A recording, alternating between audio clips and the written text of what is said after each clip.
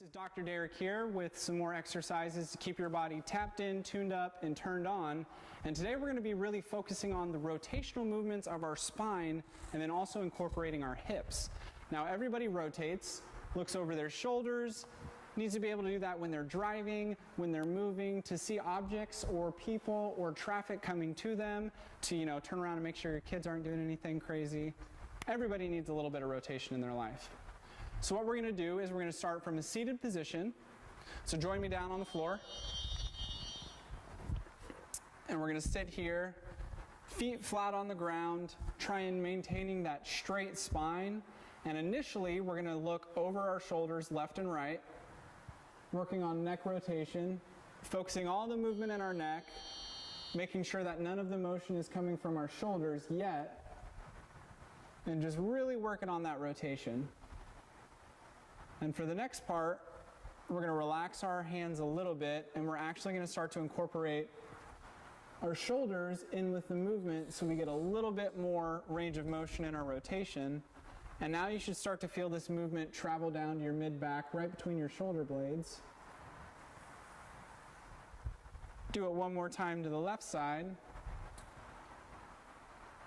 And now we're going to start the hip range of motion, and then we're going to put both of them together. So for hip range of motion, what we're going to do is we're going to let our legs fall, and if they stop here, that's fine. A lot of times you get some pinching on the inside or outside of your hip, but our ultimate goal is to be able to drop our hips all the way down to the ground, and then your butt bone, the ischial tuberosity, basically your sit bone, should be able to touch the ground in this motion. And this is after a couple years of practice working on the range of motion, but this is the goal we want. So we can move back and forth. My left side doesn't go quite as far down, but I'm still working on it.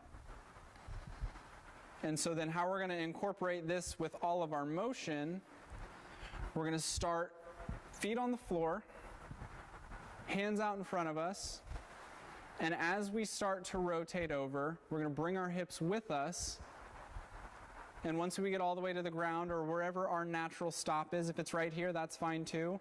We're going to bring our hand on the side we're turning to down behind us, and we're going to reach all the way around. Really working on getting that rotation all the way down to the bottom of your spine, the lumbar spine, and then come back up to neutral.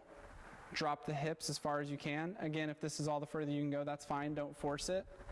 And then rotate as far as you can. For me, I get more motion as I go all the way down. And we're going to come back here. Come back to neutral. If you can't get the hip range of motion that I'm showing here, we can get the same amount of motion out of our spine if we keep our legs here, our feet in the neutral position, and then we bring our arm back, follow it with our head, and then reach back with our hand, bringing it back forward.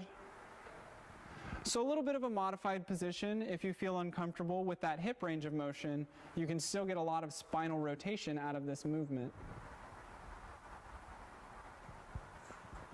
And then one more time to the right. Good.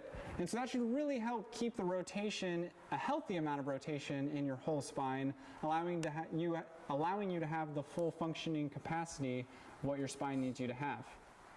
So I hope you enjoyed the video. I hope you get a lot of use out of this exercise, and I look forward to seeing you in the next video.